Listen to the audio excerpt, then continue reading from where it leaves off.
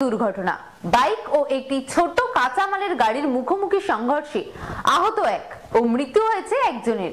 সোমবার সন্ধ্যা প্রায় ৫টা ১৫ নাগাদ জলঙ্গি মধুবনা এলাকায় এই ঘটনা ঘটে।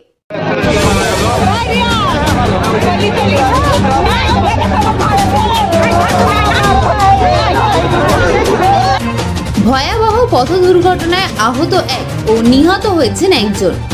ঘটনাটি ঘটেছে সোমবার সন্ধ্যা ৫টা ১৫ নাগাদ জলঙ্গির মধুবনা এলাকায়। স্থানীয় সূত্রে জানা যায়, এদিন করিমপুরের দিক থেকে জলঙ্গির দিকে একটি বাইক যাচ্ছিল এবং জলঙ্গির দিক থেকে একটি ছোট কাঁচা মালের গাড়ি করিমপুরের দিকে যাচ্ছিল।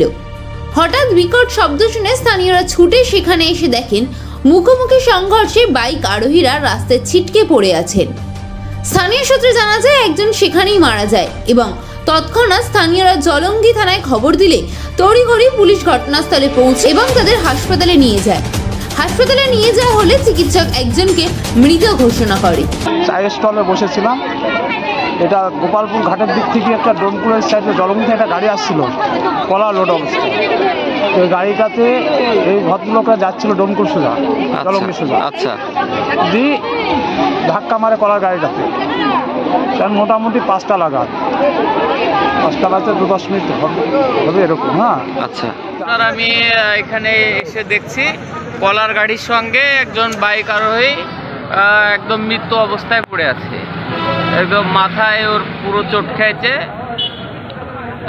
এখানকার স্থানীয়দের কাছ থেকে জানতে পারলাম যে ওনার বাড়ি হচ্ছে আপনার এই জয়রামপুরে।